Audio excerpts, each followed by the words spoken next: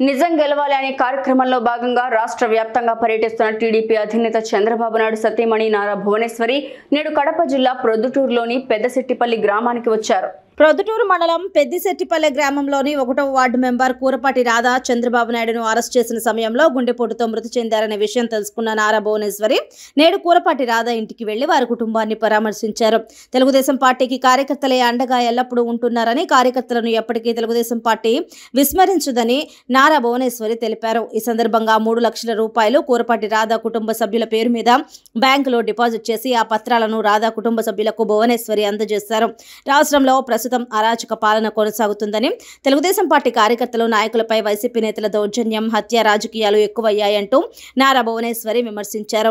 కార్యకర్తలకు ఏ కష్టం వచ్చినా తెలుగుదేశం పార్టీ అండగా ఉంటుందని ఈ సందర్భంగా తెలిపారు. చంద్రయ్య గారు ఆయనకి ఉండేదే 2 ఎకరాలు. ఆయన చాలా అభిమానుడు మన అన్నగారు నందమూరి తారక రామారావు గారు. అంటే ఆ 2 ఎకరాల్లో ఆయన విగ్రహం పెట్టుకున్నారు.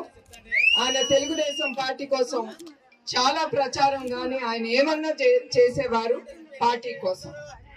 అట్లాంటి వ్యక్తిని అక్కడ ఈ ప్రభుత్వం లీడర్ వైసీపీ లీడర్ పట్టుకొని జై జగన్ జై వైసీపీ అంటే కూడా ఇక్కడ కత్తి పెట్టి బెదిరిస్తే కూడా వెనకాడలేదు. ఆయన ఒకటే చెప్పాడు, జై చంద్రబాబు జై తెలుగుదేశం అని.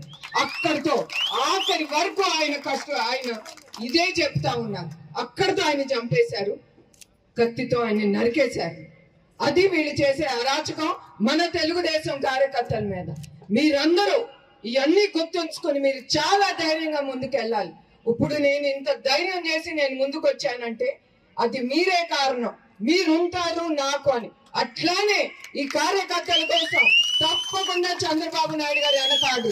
నా కుటుంబం కూడా ఆలోచించారు, మీకోసం ఆయన ముందుకు వస్తారు.